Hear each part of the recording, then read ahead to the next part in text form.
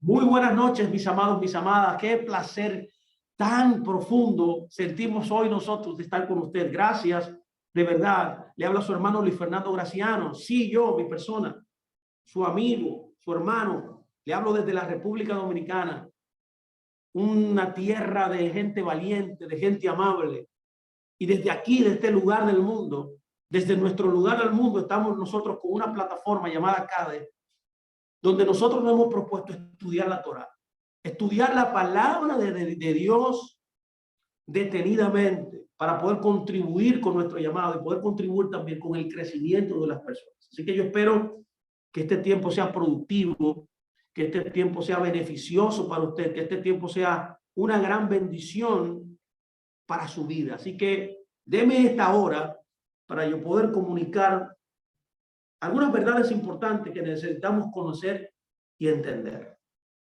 Estamos en nosotros en una aventura ya desde hace un mes tratando de entender las palabras difíciles de la Biblia, las palabras difíciles de Yeshua, las palabras difíciles de Pablo, que son muy mal interpretadas en la cristiandad, en los círculos religiosos. Así que yo espero que podamos lograr entender algunos versos que son muy importantes. Y los versos que tenemos ahora seleccionados en este momento, en esta serie, serán los versos que están relacionados con la Torá. Y son los versos especialmente que están en el Nuevo Testamento, que mucha gente ha enseñado, que mucha gente ha querido decir y de vendernos, de que esos versos están abolidos, de que esos versos ya no sirven, que es mentira, por así decirlo, que la Torá no hay que obedecerla, que la ley no hay que obedecer. Así que vamos a pasar tiempo analizando algunos versos importantes, versos que hemos leído, que muchas veces oímos y lo que a veces pensamos, como el mundo piensa, como la cristiandad ha enseñado por muchos años, con una buena intención. Debo decir aquí, con una buena intención, pero quizás con poca información del contexto. ¿A qué yo me refiero cuando yo hablo del contexto? Bueno, que la Biblia es un libro hebreo y debemos entonces abordar las escrituras desde la perspectiva que se dice. Y la pregunta que debo hacer ahora es, ¿será cierto que estos versos niegan la obediencia a la ley? Vamos a ver. ¿Acaso habrá otra interpretación posible sobre estos versos que enseñan que ya no tenemos que seguir la ley? Esa es la pregunta que yo voy a hacerle a usted en la forma de inicio de los versos que vamos a analizar. Cuando una doctrina, para que usted me entienda, cuando una enseñanza, cuando una palabra no está sustentada con la Biblia, el veredicto debe ser que no debemos aceptarla como parte de Dios. Puede ser que lo diga una persona famosa, un influencer. Puede ser que lo diga una persona que tiene muchos seguidores, por ejemplo, en esta cultura moderna, posmoderna en la cual nosotros encontramos, que es una cultura mediática de las redes sociales. Esta palabra tiene forzosamente que tener un respaldo bíblico, no de uno ni de dos versículos aislados, sino en su contexto y en armonía con el resto de la enseñanza de toda la Biblia, de pasta a pasta, como dice un gran amigo nuestro, de tapa a tapa. De manera que no puede haber contradicciones en el Nuevo Testamento y en otro texto. No puede haber contradicción tampoco en el Antiguo Testamento ni en el Nuevo Testamento. Imposible considerar como santa doctrina o como sana doctrina, como se le dice dentro del cristianismo, aquello que no tiene su respaldo y su base en la escritura. Todo lo que no tenga respaldo escritural, debo dar un consejo: no lo reciba.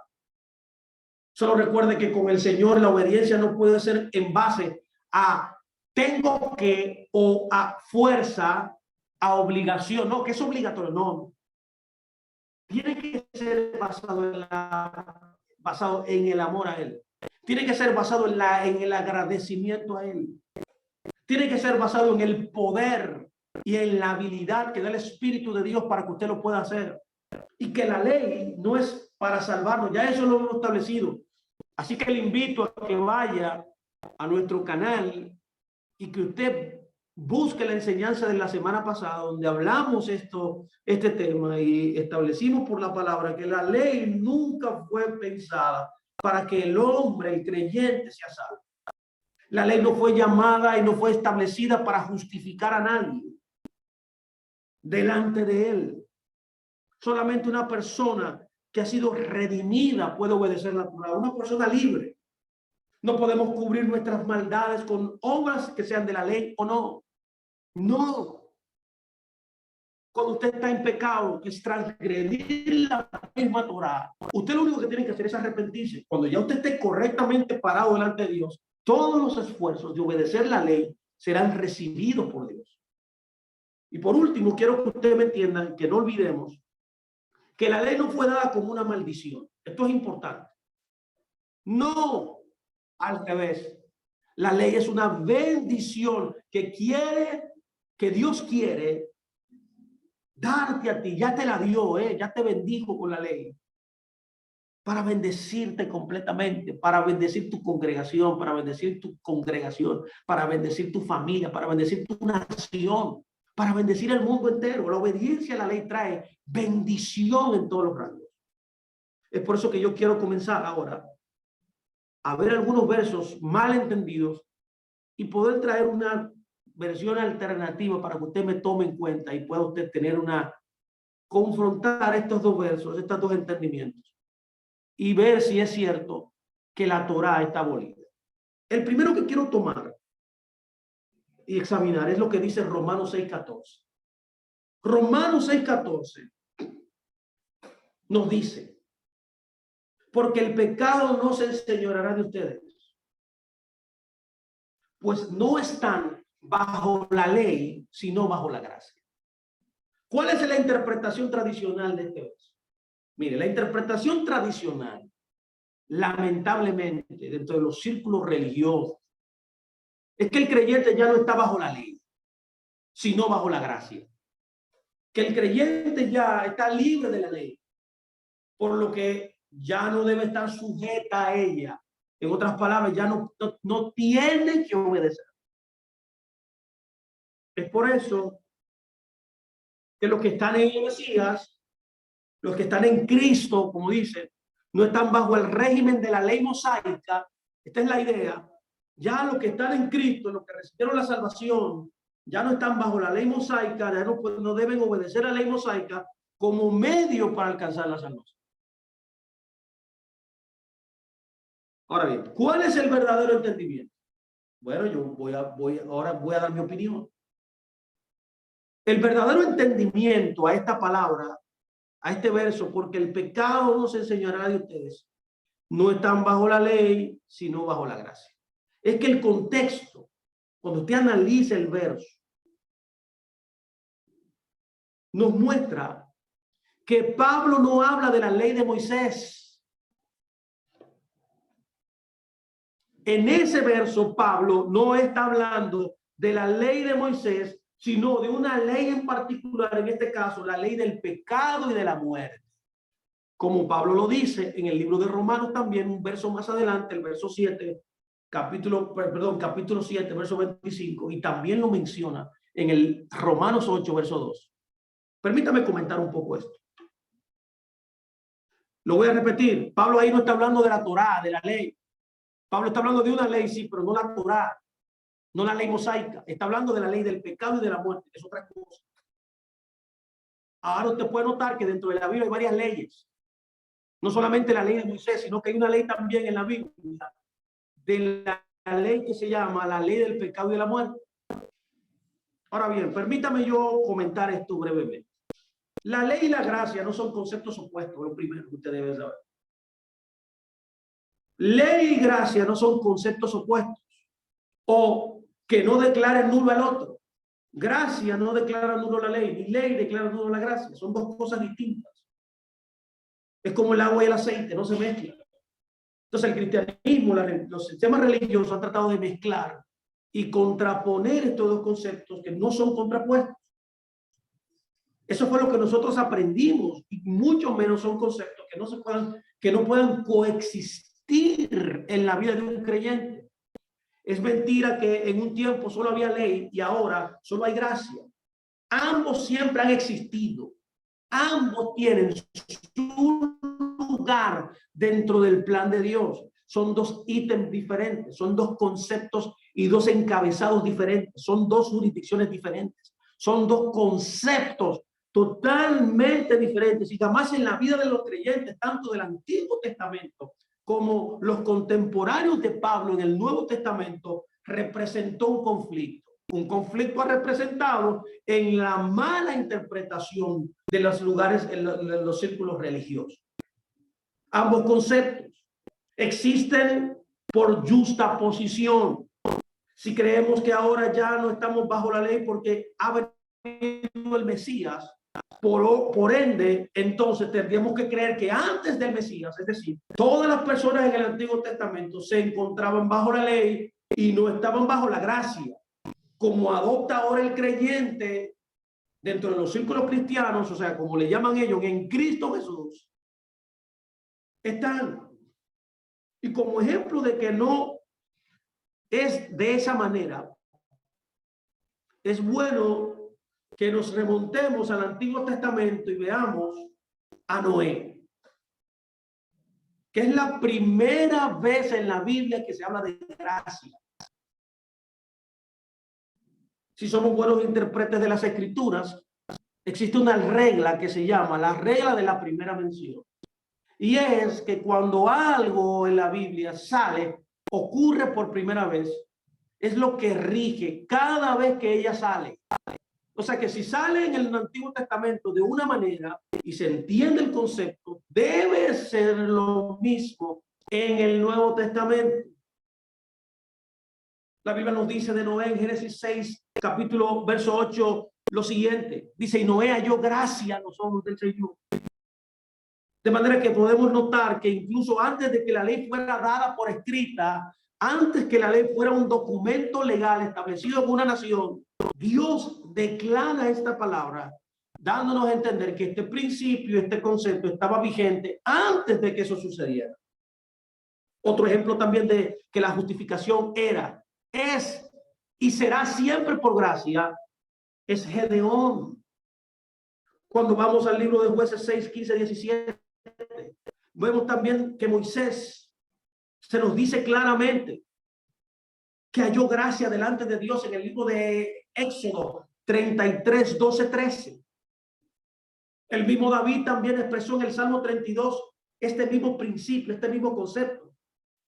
Y Pablo mismo, en esta carta, en la carta de Efesios, expone claramente, perdón, en la carta de Romanos, expone claramente en el capítulo 4 esta enseñanza, poniendo a Abraham y poniendo a David como testigos de dicha doctrina. Y esto es una de las reglas de interpretación de Hillel. Hillel le interpreta, una de las reglas de Hillel es esta.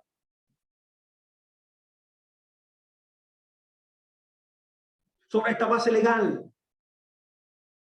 vamos a decir que ellos estaban bajo la ley y no bajo la gracia, usando el lenguaje cliché, malinterpretando este verso que estamos leyendo. Es porque existe una idea errónea de que antes de Cristo y durante la época en la cual él vivió, la gente se salvaba por cumplir la ley. Y eso también es un error teológico. Ahora bien, yo le pido por favor que se pregunte lo siguiente. Antes de conocer a Dios, ¿conocías los mandamientos de Dios y te querías justificar ante Dios mediante el cumplimiento de los 613 mandamientos? Sea sincero. Si somos sinceros, yo estoy convencido que la respuesta debe ser no. Es un no rotundo. Y no creo que exista alguien que pueda decir que antes de conocer a Dios, mediante Jesucristo, mediante Yeshua HaMashiach, el Salvador del mundo, esa persona buscaba justificarse con él, delante de él, por medio del cumplimiento de la ley de Moisés. Nadie puede decirlo. De manera que estoy convencido que la mayoría ni siquiera sabíamos lo que era la ley de Moisés. ¿Cuántos mandamientos existían? O sea, conocíamos los 10 mandamientos, sí, pero no los 613 mandamientos. La Biblia enseña, diseminado en 22 secciones, diseminado en la vida completa de una nación. ¿A qué me refiero? Que las mujeres deben cumplir mandamientos que hombres no deben cumplir. Los sacerdotes deben cumplir mandamientos que una mujer ni un hombre normal común debe cumplir. Hay mandamientos que solamente el rey puede cumplir. O sea que esos mandamientos, es imposible que un solo hombre pueda cumplir todos los mandamientos por la imposibilidad del mismo diseño de la ley. Inclusive hay mandamientos que solamente son posibles hacerlo con el templo. Y ahora mismo no hay templo. Ahora, por esa razón yo voy a decir que la ley está abolida porque no hay templo. Cuando hay otro mandamiento que está vigente, que debo yo hacer, me está siguiendo. De manera que nosotros no podemos decir que nosotros podíamos justificarnos de algo sin tener la mayor idea, la menor idea o la mayor idea de lo que significaba, ya que este versículo generalmente es interpretado para decirnos que ya no debemos obedecer la ley de Moisés, cuando en ese verso no está hablando de la ley de Moisés. Yo voy a entrar ahora en eso. Es por eso que nos dicen que ahora estamos no estamos bajo la ley, sino que ahora estamos bajo la gracia. Por lo tanto, es incongruente, es nefasto interpretar o decir a alguien que ya no tiene que guardar la ley,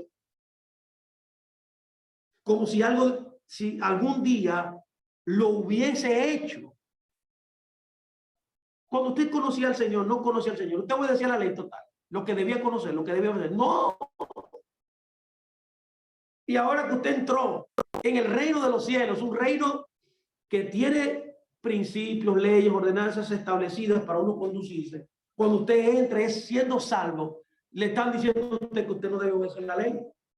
Es importante también recordar que no existe ningún capítulo y versículo que sustente que la salvación en algún momento haya sido por obra. En ningún lugar lo dice.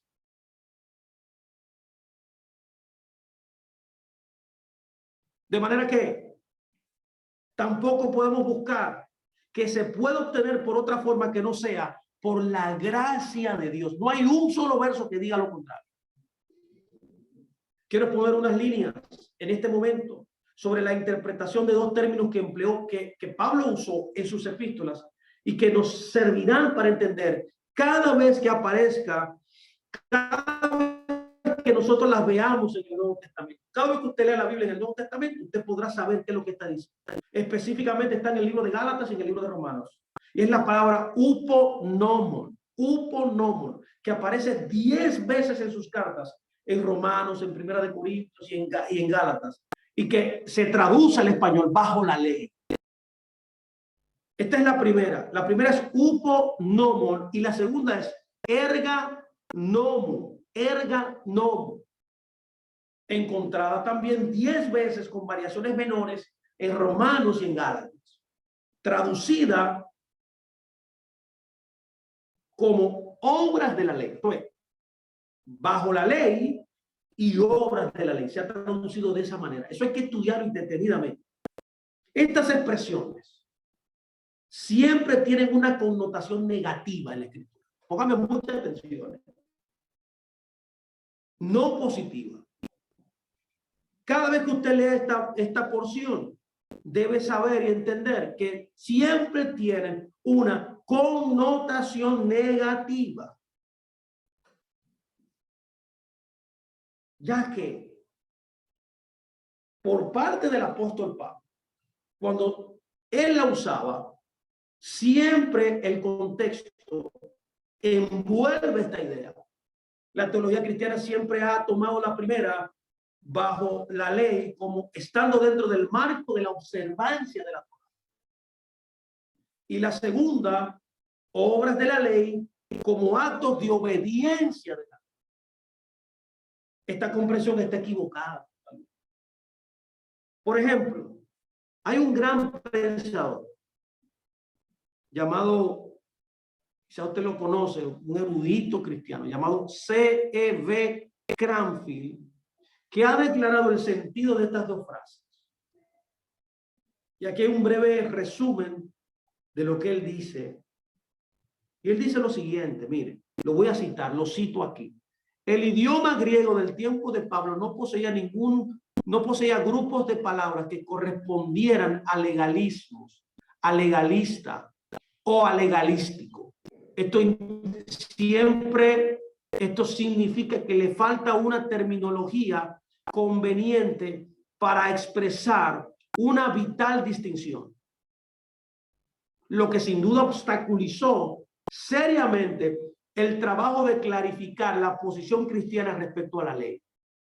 En vista de esto, pensemos que siempre deberíamos estar listos a considerar la posibilidad de que las declaraciones paulinas, que a primera vista parecen menospreciar la ley, estaban realmente dirigidas no contra la ley en sí.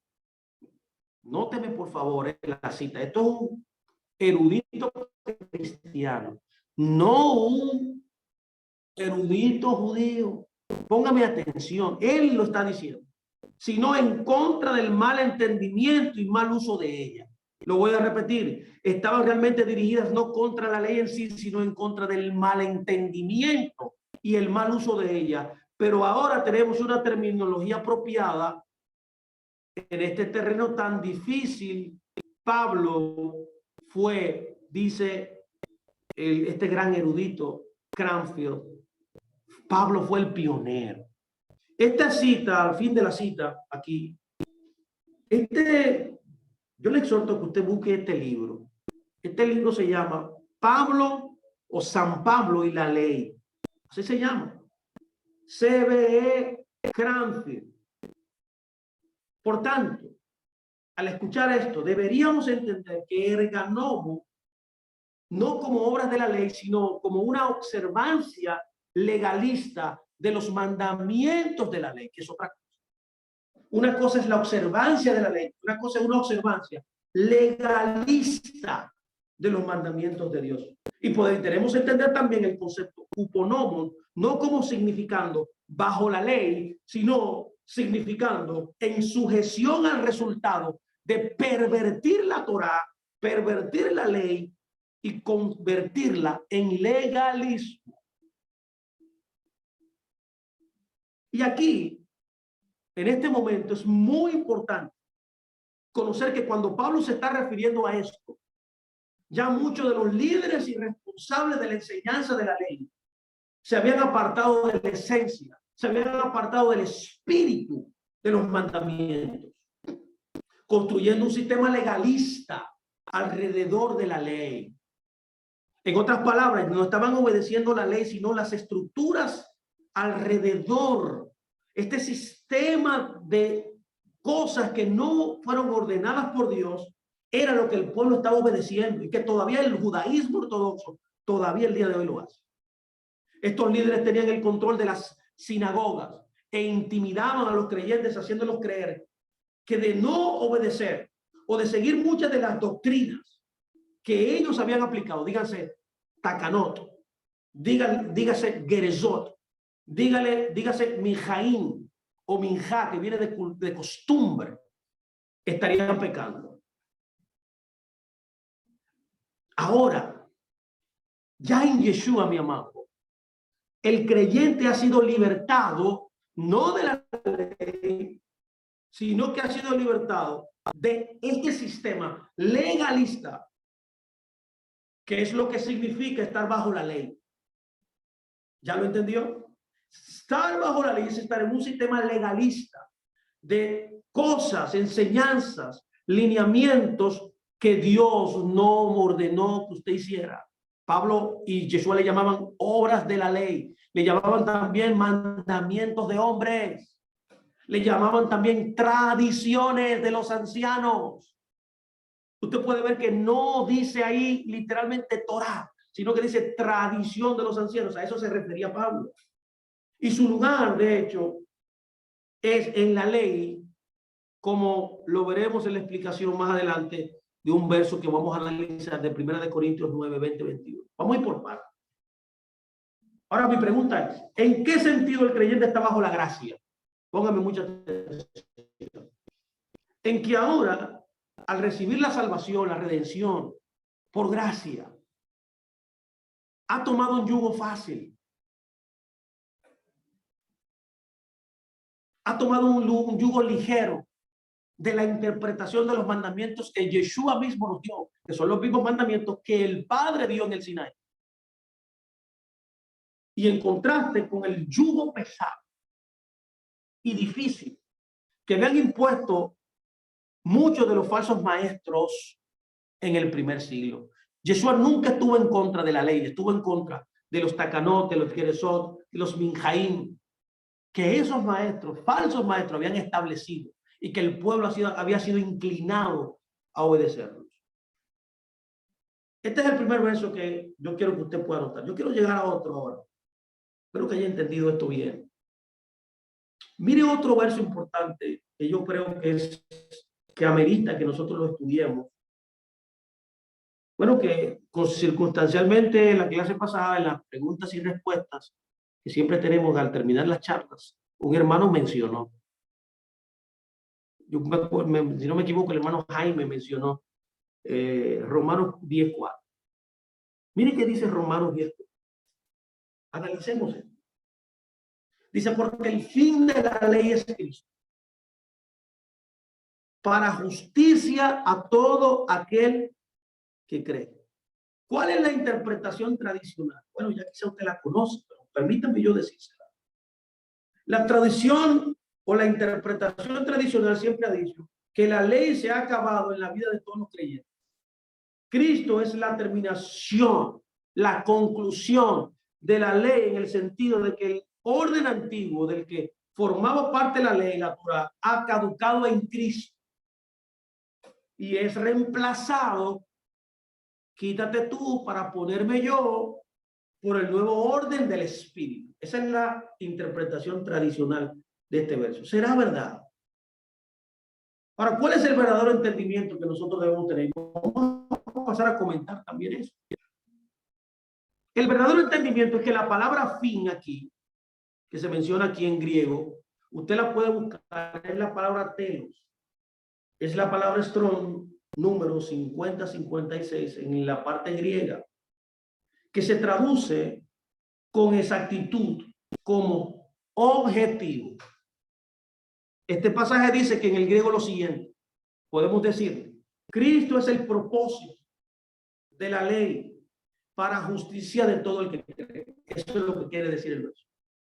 No quiere decir que el punto aquí, cuando dice fin, es terminar, sino que la definición precisa es propósito. Por lo tanto, el texto no enseña el fin de la ley para los creyentes. Ahora, permítame yo introducir esto, un breve comentario, diciendo lo siguiente. El principal problema por el que este verso se ha malinterpretado radica en la traducción que se hizo. Quizá con buena intención, yo siempre voy a dar el beneficio de la duda porque yo sé que a esas personas se le hace difícil porque traducir es una labor muy difícil.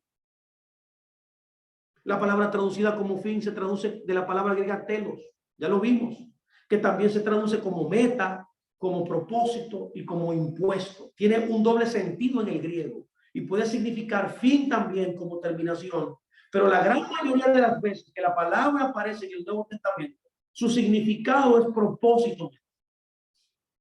Tenemos un ejemplo en el libro de Santiago, por ejemplo, capítulo 5, verso 11, donde habla del fin del Señor.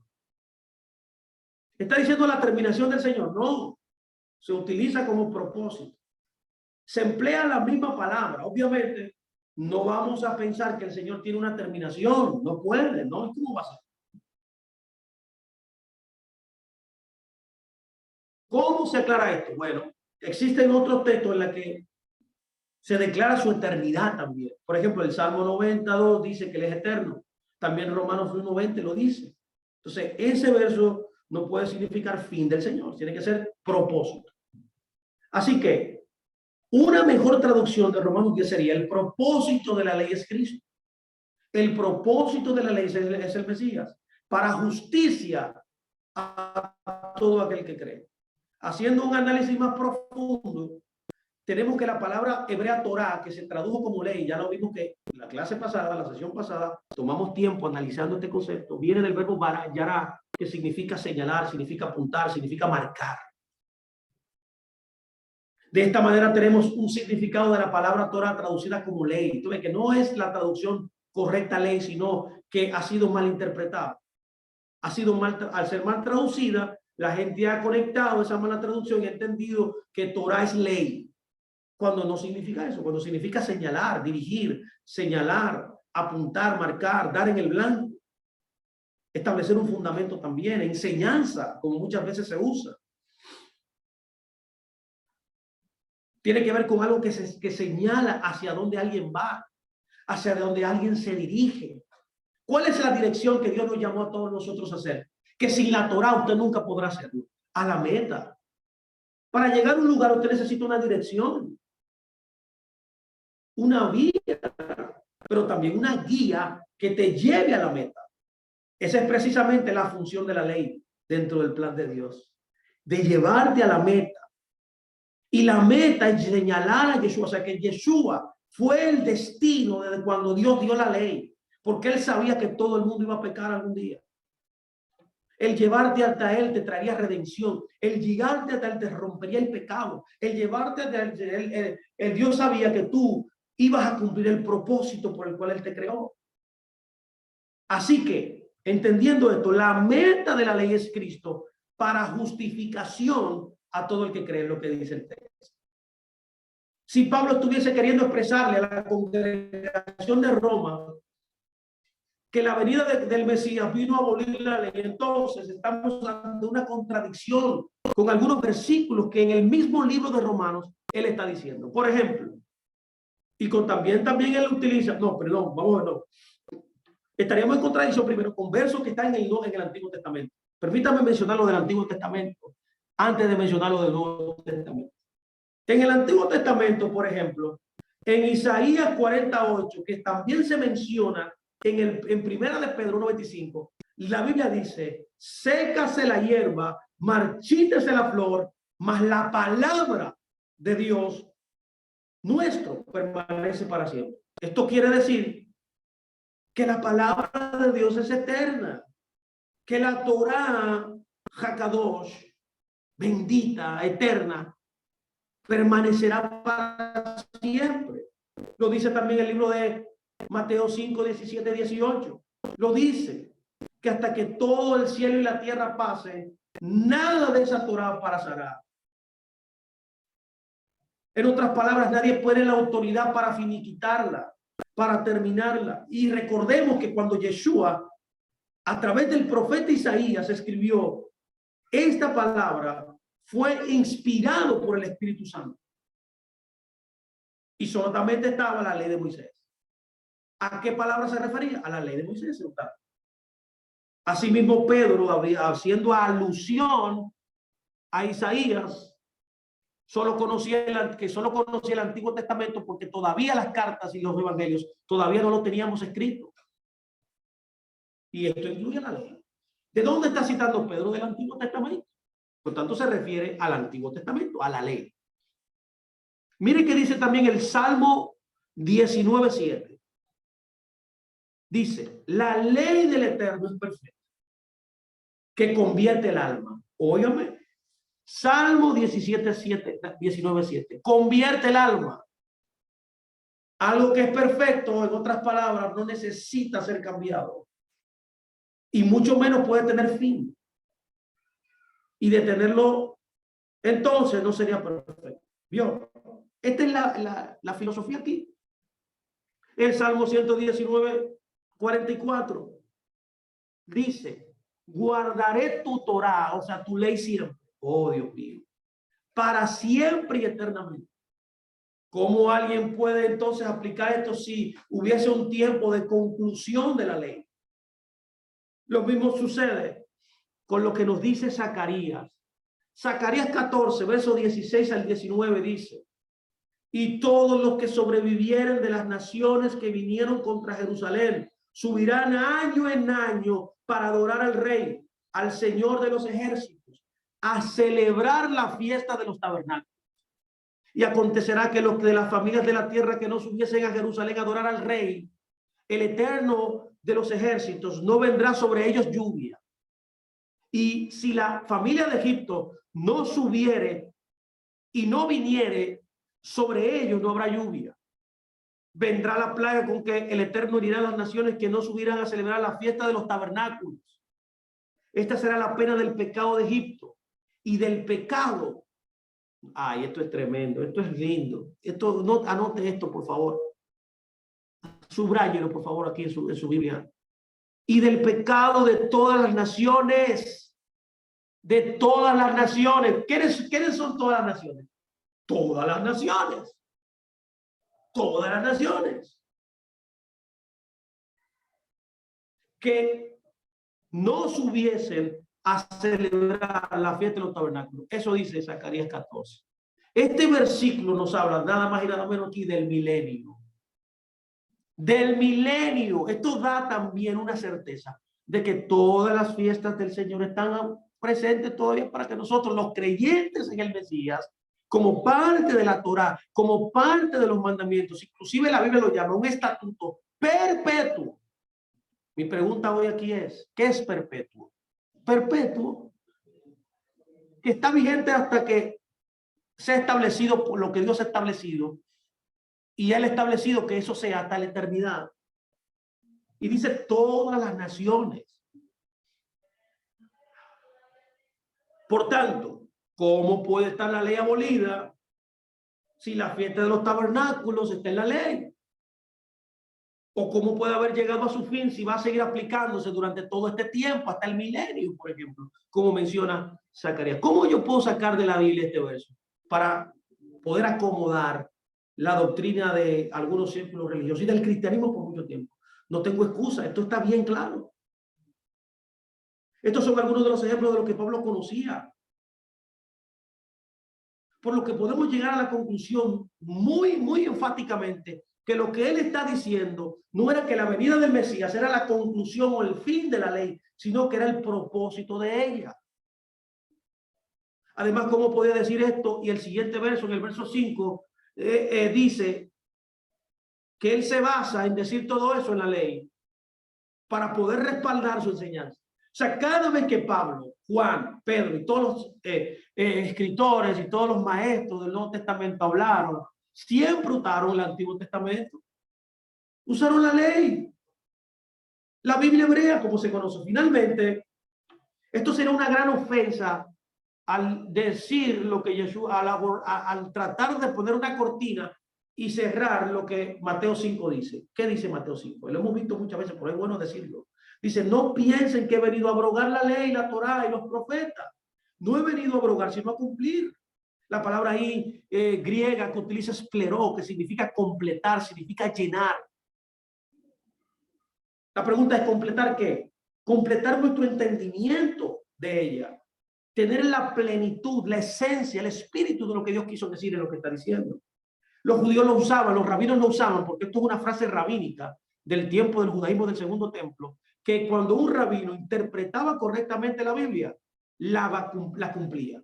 Cumplir es una retórica rabínica para decir entendimiento e interpretación correcta de la Escritura. Llenarla, por tanto, es hacerla entender correctamente, traer la esencia, la idea original y perfecta de lo que Dios pensó cuando entregó la ley. A este concepto dentro del judaísmo se le llama la ley del Mesías, la Torá del Mesías. También se le llama en los círculos místicos como el misterio del misterio. Remesín, Remesín. Esto fue lo que Jesús nos quiso decir aquí. Y él termina diciendo, porque de cierto les digo que hasta que pasen el cielo y la tierra, ni una jota ni una tilde pasará de la ley, hasta que todo se haya cumplido. Mi pregunta es, ¿Cree usted que ya se cumplió todo lo que ella dice? De ninguna manera, por eso está vigente. De manera que cualquiera que quebrante, dice, uno de estos mandamientos muy pequeños, y así enseña a los hombres, muy pequeños será en el reino de los cielos, mas cualquiera que los haga y los enseñe. Voy al patrón. No es enseñar y hacer, al revés el patrón. Primero es hacer y luego enseñar. ¿Por qué? Porque si usted enseña algo que usted no hace, usted no tiene autoridad. Yo no puedo enseñarle a usted el Shabbat si no guardo Shabbat. Yo no puedo enseñarle a usted de la fiesta si no guardo la fiesta. Yo no puedo enseñarle a usted que diezme si no diezmo, si yo no diezmo. Yo no puedo decirle a usted dése de acá si yo no doy de acá. Yo no le puedo decir a usted ayune si yo no ayuno. No hay autoridad. De manera que, mis amados, Dios dice, este será llamado grande en el cielo de los cielos, el que haga y enseñe. La ley, mi amado, póngame mucha atención, nunca fue dada para guardarla legalísticamente. Fue lo que explicamos en el verso pasado. Sus mandamientos mandamientos fuéramos justificados delante de Dios. Legalísticamente, nunca puedes tú pensar que tú haciendo los mandamientos de manera legalista, Dios te va a justificar.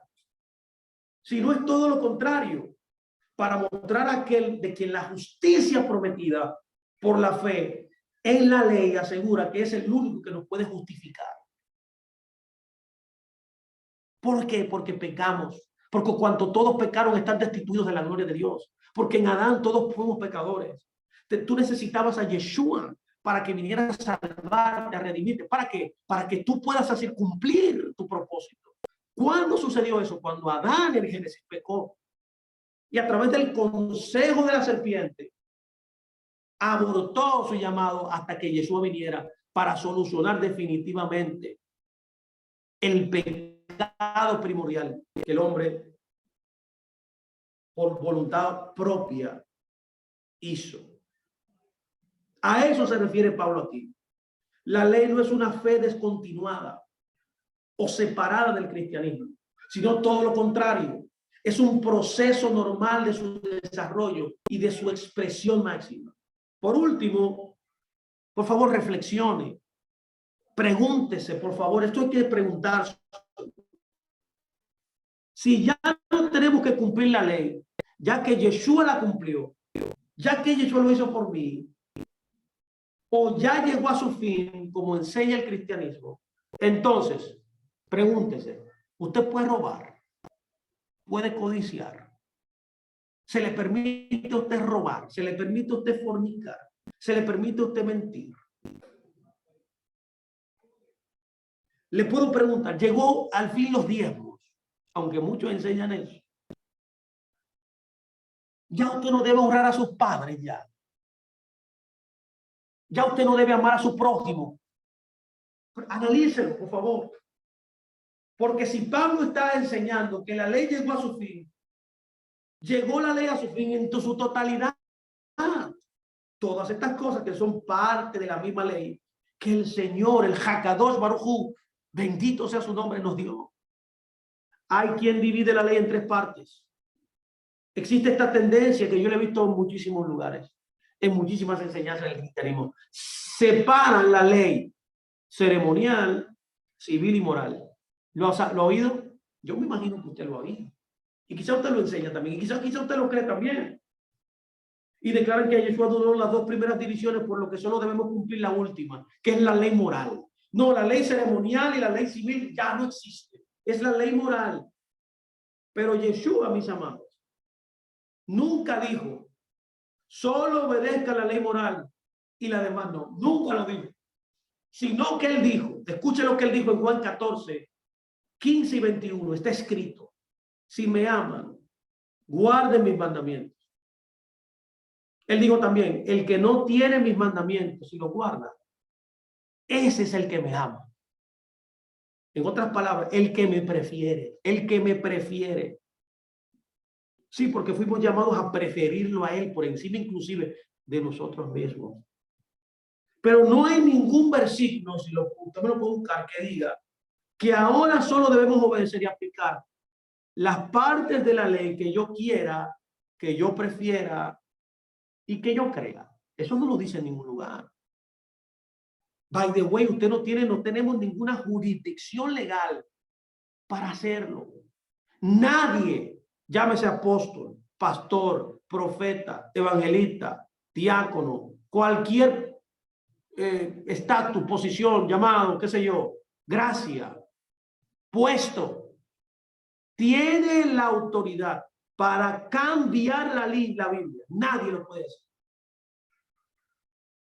De manera que si desechamos la ley de Dios, estamos desechando su instrucción, estamos desechando al mismo tiempo su amor, estamos negando nuestro amor por Él también y a los demás. Alguna vez escuché que la ley era como el diagnóstico médico. Sí, como un diagnóstico médico que nos decía la enfermedad, que son nuestros pecados y por lo tanto la muerte. Pero tampoco era la medicina. Nos decía que era la enfermedad, pero la medicina no. Esto es cierto, pero a medias. Esto es una verdad a medias, ya que la ley también nos indica, nos apunta a la única cura que puede curar el pecado. Se llama Yeshua. El único que puedes dirigirte al Mesías, como este verso lo dice, es la ley. Es por eso que eso es anacrónico escuchar eso. No, que te enseña el pecado, pero no la cura. Al revés, también te guía a la cura, te lleva a la solución. Yo diría que la ley en todo caso es como una receta médica. Nos dice la enfermedad que tenemos, pero también nos lleva a la cura, que es la meta, el propósito, que es Yeshua. Y nos instruye a saber qué hacer para que no nos volvamos a pecar, para que no nos volvamos a enfermar, que es pecar. Entonces, la Biblia es un paquete completo. Y por eso que no hay peor caso clínico que el que no sabe qué enfermedad se trata. El que no sabe qué enfermedad tiene y cómo debe tratarla, ya que no hay forma de tratarla si no lo sabe. Es imposible que un médico te recete algo si no sabe que tú tienes. Pero la Biblia sí nos da, la Torá sí nos da y nos informa de la enfermedad que tú tienes, de la cura que tú tienes y también te da la manera de cómo tú revertir y no volver a enfermarte. La solución del pecado es Yeshua, es lo que está diciendo este verso. De manera que no podemos darnos el lujo de desechar la Torá, porque si estamos desechando la Torá, estamos también tomando el riesgo de desechar a Yeshua también. Y sobre todo, mis amados, la posibilidad de no volver a pecar. ¿Por qué usted cree que el mundo entero está en la situación que está? Es por esta cultura del cristianismo que ha enseñado por generaciones, por cientos de años, que la ley está abolida, señores. Si no hay ley, la gente puede hacer lo que quiera, como quiera, cuando quiera y como quiera. Es por eso que todo el mundo dice, soy cristiano. Somos una civilización judeo-cristiana. Pero esta civilización judeo-cristiana es la civilización que más en el pecado está. Donde más películas de pornografía, donde más delitos, donde más atrocidades, donde más guerras, donde más muertes, donde genocidios se han enfrentado, donde fraudes económicos han pasado en una cultura cristiana. ¿Por qué? Porque la base no es la Torá. Si estamos agradecidos con Él, lo menos que vamos a querer hacer es volver a pecar, lo menos. ¿Qué te dice que es pecado? La ley. ¿Qué establece el parámetro de la ley del pecado? Es la Torá. Pero como vamos a hacer esto, ¿cómo vamos a permanecer en libertad? ¿Cómo vamos a permanecer libres de pecado si no conocemos la ley? Si no conocemos lo que yo debo hacer, mi deber. Otra ilustración sería, imagínate que un día sales en tu auto, en tu carro, en tu vehículo, vas circulando por la ciudad, pasándote los altos, o sea, los semáforos, como lo conocemos. No sé cómo se dirá en otros países, semáforo. Vas a exceso de velocidad. nunca respetan las leyes viales, los señalamientos viales, y muchas veces quizás entras en vía contraria. La policía se percata de esas violaciones, que son una tipología del pecado, que tú has cometido, y te lleva te lleva a la delegación. Te muestra mediante el reglamento de tráfico, que es la ley, en qué puntos, o sea, cuáles mandamientos, estatutos y ordenanzas fallaste o transgrediste. Y te muestra también las consecuencias. En este caso es que la paga del pecado es la muerte. Esas son tus faltas, esas transgresiones, o sea, esas violaciones de tráfico.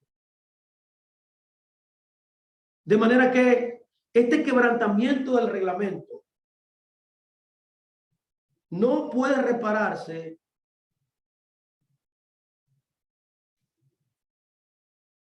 si no hay alguien que te diga que hay un estándar, que hay leyes bien claras de tráfico, que si tú la violas, te impondrán una multa. De manera que, ¿cómo tú entonces le agradecerías a ese Dios que te libertó del pecado? O sea, que te permitió salir de esa ley, que te permitió, perdón, volver a la ley, a estar en la ley. ¿Cómo? Bueno, agradeciéndole en no volver a hacerlo de nuevo. Alguien que fue perdonado, alguien que se libró de la sanción, pagando, porque siempre hay alguien que paga. ¿Saben qué pagó tú? ¿Saben quién pagó tu infracción? Yeshua se llama. Yeshua es la salvación tuya. Eso es lo que dice el texto. Él es el propósito de la ley, porque en la misma ley era la que te decía el pecado. Y la misma ley te da la solución al pecado. Cuando ya tú tienes la solución, eres libre de la infracción. ¿Qué tú vas a hacer? Agradecer a Dios. ¿Qué? Obedeciendo la misma ley que te indicó el problema que tú tenías. Es lo mismo que después de pagar la deuda de la delegación, agradecerle a Dios es no volver a infringir las leyes que tú infringiste. Es lo mismo. Puedo usar otro ejemplo. Que me encanta, que lo uso mucho siempre también. Por ejemplo, que usted tome un préstamo en un banco y usted se comprometió a pagar cada fin de mes. Un préstamo para un carro, por ejemplo. Y llega el fin de mes y usted no tiene el dinero para pagar. Los bancos generalmente le dan una prórroga a usted para pagar. Le dan algunos días. Cuando ya usted no tiene más tiempo para poder pagar y no tiene tampoco el dinero, ya que usted está bajo un contrato, te mandan a buscar y tú vas a un representante. El representante es lo único que te va a decir: dígame, ¿qué es lo que pasa con usted? ¿Por qué usted no ha pagado? Y usted le da las razones. No, mira, no me ha llegado el dinero, mira, me cancelaron del trabajo, no estoy trabajando ahora. O sea, que usted no tiene el dinero para pagar, pero usted está bajo contrato. ¿Qué te dice? ¿Qué te puede decir él? Bueno, te puede dar una prórroga. Tú le puedes decir: mira, deme 10 días más. En 10 días yo le aseguro que yo le voy a pagar eso. Un agente de cuentas sensato le dirá a usted: está bien, porque el objetivo de los bancos, y ese ejemplo que estoy tomando, es que le paguen, es producir el dinero que ellos lograron tener un contrato contigo, la cuota que tú te comprometiste a pagar. Y él, ¿qué te va a hacer él? Te va a dar una prórroga. Es lo mismo aquí. Ahora, la prórroga es para que tú no pagues. No. La prórroga es para que tú consigas el dinero y vuelvas de nuevo a estar en el ciclo correcto del contrato que tú tienes. Pero tienes que volver a seguir pagando, haciendo lo que tú te comprometiste a hacer. Es lo mismo con este verso que está diciendo. Dentro del plan de Dios hubo una interrupción que se llama pecado. Dios buscó la solución, se llama el Mesías. Eso es lo que está describiendo este verso. Te está guiando a la solución del problema. ¿Para qué? Para que te libre de el propósito. No, para que sigas obedeciendo el propósito de Dios, que es la obediencia a su palabra. De manera que vivir sin la ley no da libertad. Produce anarquía. Vivir sin ley no da libertad. Estar fuera de la ley es anarquía. Esta produce destrucción, pérdida, muerte. La ley no esclaviza como se piensa comúnmente, no. Y tristemente se malinterpreta algunos versos. Bueno, hemos analizado 2 versos hoy. Lo único que esclaviza en esta vida, se lo voy a decir bien cerca, no es la ley, es el pecado que te asedia. Es el pecado, la inclinación al mal que tú tienes activa dentro de ti, que te hace transgredir los mandamientos de Dios. Es el pecado, la causa por la cual nosotros somos esclavos en muchas áreas de nuestra vida. El pecado. Yeshua dijo que Satán vino a robar, vino a matar y vino a destruir. De manera que es precisamente lo que ha estado haciendo en la vida de muchos creyentes. Muchos creyentes están sometidos bajo esta esclavitud. Están en la oscuridad, están enclaustrados en una mentalidad totalmente que le ha robado esta verdad que estamos hablando aquí, de que la ley fue sacada de sus vidas. Y por esa razón, que al no tener la ley y no conocerla perfectamente y hacer lo que le mandaron a usted hacer, hay esclavitud en muchas áreas porque usted todavía está desobedeciendo a Dios en las áreas que fueron destinadas para que usted recibiera bendición de parte de Él. Entonces tu bendición no fluye. Lo que Él ha establecido para ti, sus promesas en tu vida no están materializándose. Cuando tú eres libre del pecado, es que comienzas a tener libertad. ¿Y qué es eso? Conocimiento de la ley. Permítame cerrar con este verso. El tiempo se me está yendo, pero tengo tiempo para otro más. Tengo tiempo para otro más. Y es lo que dice Colosenses. Colosenses 2, 13 y 14. Dice lo siguiente. Y a vosotros, o sea, a ustedes, estando muertos en pecados y en la circuncisión de su carne, les dio vida juntamente con Él. Dios está muy conectado a lo que estamos hablando del verso anterior. El pecado trajo muerte, entonces Yeshua vino y trajo vida. Juntamente con Él nos dio vida porque Él es la vida. Eso está aplicando Colosenses. Entonces dice, perdonándonos todos los pecados, anulando, póngame mucha atención, el acta de los decretos que había contra nosotros, que no era contraria, quitándola de en medio y clavándola en la cruz. ¿Cuál es la interpretación tradicional de este verso? Póngame mucha atención. Este es un verso también, uno de los versos más mal interpretados. Siempre cuando estoy conversando con un cristiano de la ley, ellos siempre ponen este verso para decir que la ley está abolida. Pero ¿será cierto eso? Es lo que dice el texto. Vamos a ver. Ahora, veamos la interpretación tradicional. La interpretación tradicional aquí es que Yeshua clavó la ley de Moisés y sus decretos que eran contrarios a los creyentes, incluyendo todas las partes de la ley en la cruz. Y por lo tanto, ya no se puede aplicar.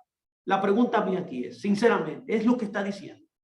¿Se ha interpretado correctamente este verso? Ahora, ¿cuál debería ser el verdadero entendimiento? El verdadero entendimiento sería el siguiente. Es lo que quiere decir, voy a tratar de explicarlo. Es que cuando usted examina cuidadosamente este texto, sí, con sinceridad, sin preconcepciones, concepciones preconcebidas, no, sin dogma, no, sin nada que tenga que ver con un lavado de cerebro, sin nada que, o sea, el texto, ¿qué es lo que dice el contexto?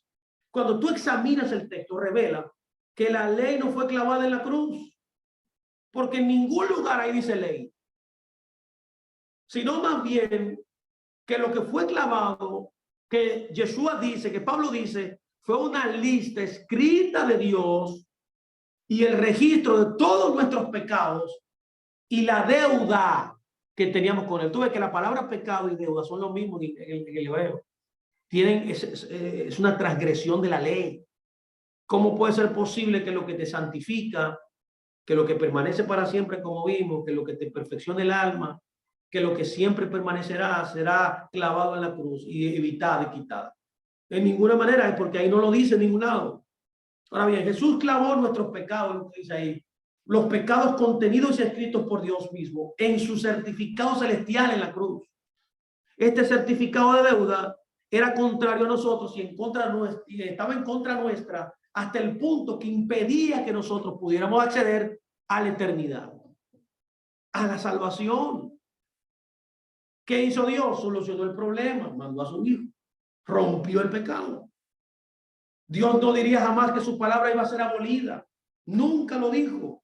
No existe ningún texto bien interpretado que diga eso, y ni siquiera que lo insinúe. Además, no debemos olvidar que si Pablo hubiese querido decir que esto, tenía que respaldarlo con una enseñanza del Antiguo Testamento, donde en varias ocasiones, entre las que ya hemos leído, dice lo contrario. Es más, según Romanos 7, Pablo reiteró repetidamente que la ley es justa, santa y buena. ¿Cómo puede ser que algo bueno, santo y justo se ha quitado?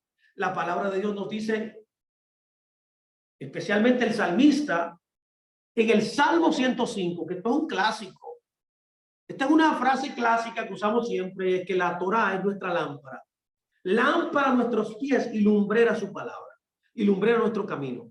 ¿Cómo iba Jesús a abolir lo que proveyó, lo que él proveyó para hacer la luz y la lámpara de nosotros? Nos quedaríamos, a excepción del Espíritu Santo, sin lo único que nos ayuda a evitar que tropecemos. La ley no ha sido nunca, ni es actualmente, contraria a nuestra espiritualidad, que amerita y que necesite ser abolida. Lo que es contrario son los pecados, que es lo que está diciendo el texto. En Romanos 7:14 enfatiza que la ley es espiritual y las cosas materiales pasarán, pero las espirituales, que es la ley entre ellas, son eternas. Como algo eterno puede abolirse en el tiempo. Lo que quedó enfático y permanente clavado en la estaca fue nuestro certificado personal de deuda, la deuda, el pecado, la transgresión. De manera que, mis amados, que es por eso que también ahora podemos decir que ninguna condenación hay para los que están en quién, en el Mesías. ¿Por qué? Porque ya nos libró de esas deudas. Pero de ninguna manera él clavó la cruz, la ley, mi amado, como hemos visto, que es santa, perfecta y buena. Sería imposible, por ejemplo, que un judío ortodoxo deseara conocer acerca de Yeshua si le decimos que él clavó y anuló lo que constituye la constitución de ese país y el legado cultural, teológico, dado por Dios al pueblo de Israel, más importante de su pueblo. Inclusive es el certificado de matrimonio. Ahora bien, vamos a retornar aquí a enfocarnos en el ejemplo de la transgresión vehicular.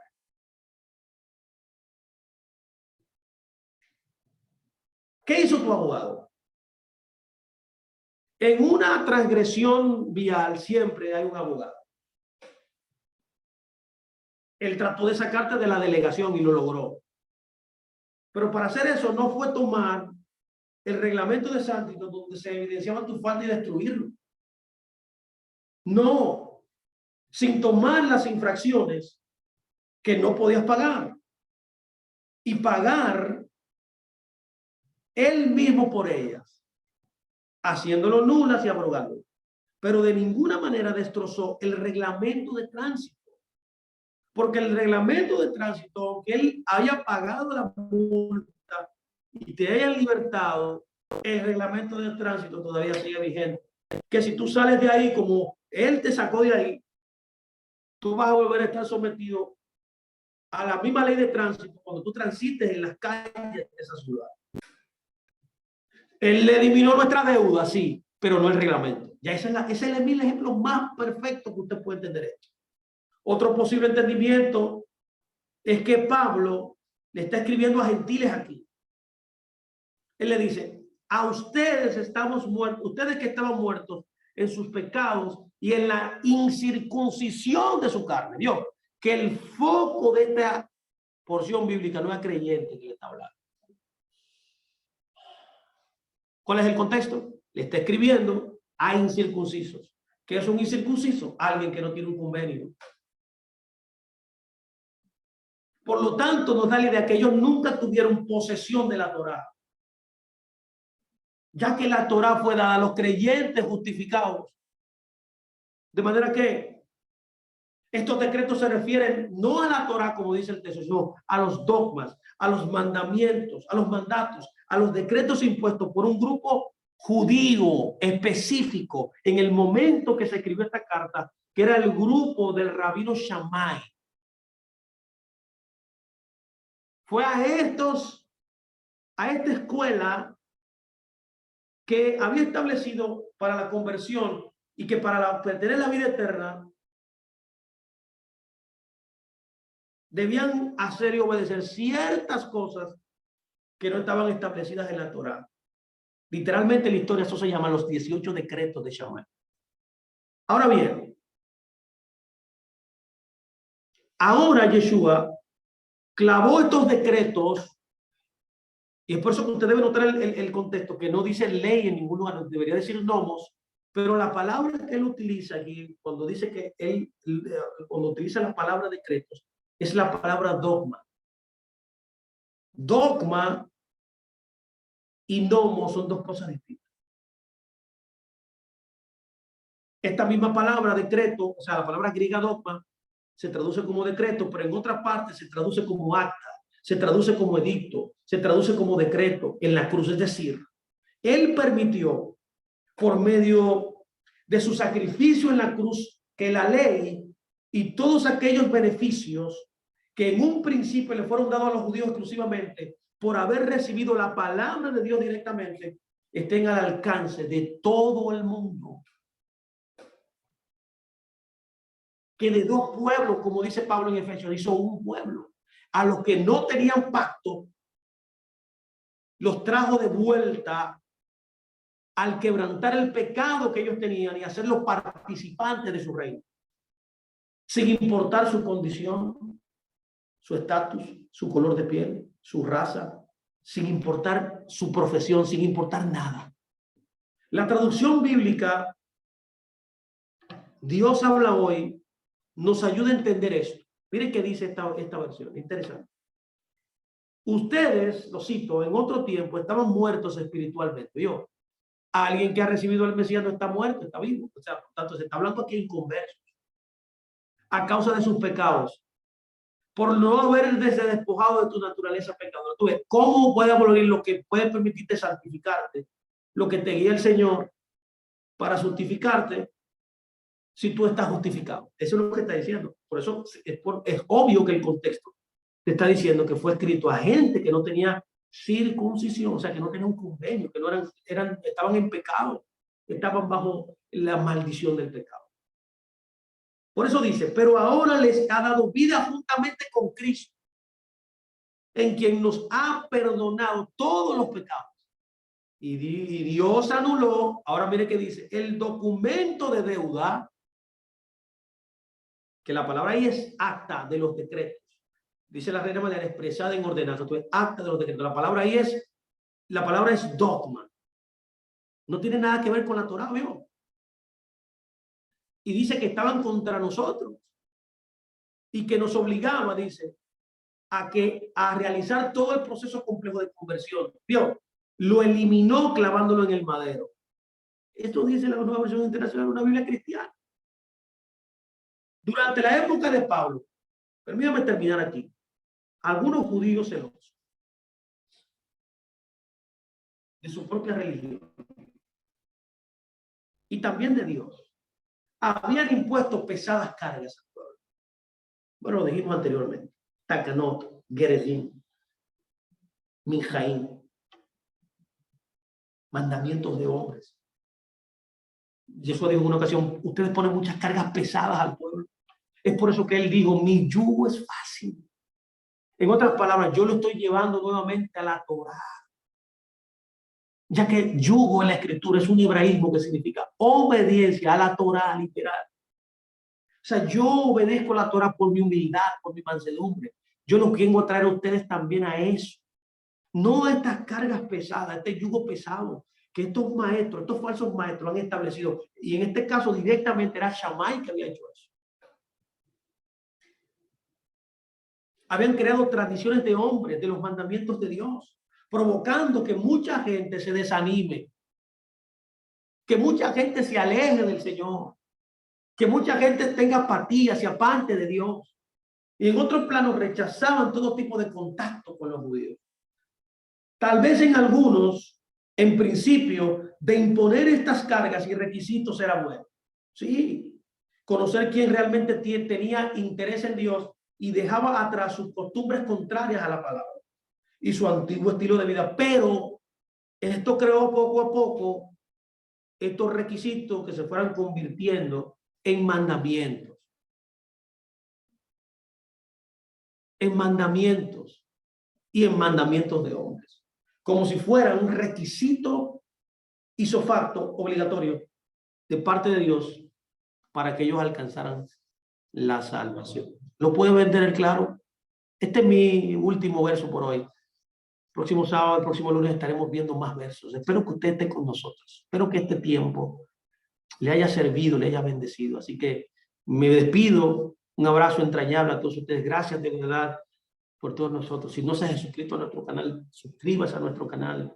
Está en el canal, en un canal de nuestro YouTube, a nombre de Luis Fernando Graciano. Usted va a ver un letrero grande que dice Raíces Hebreas. Ahí, inscríbase ahí. Hay muchos videos interesantes. Dele a la campanita para que le lleguen las notificaciones. Cada lunes, cada Shabbat, colocamos enseñanzas ahí para que usted pueda nutrirse y conectarse a la esencia, a la verdadera interpretación de la palabra. Así que me despido de todos ustedes. Un abrazo inmenso a todos los que están en el aula, a todos los que nos verán.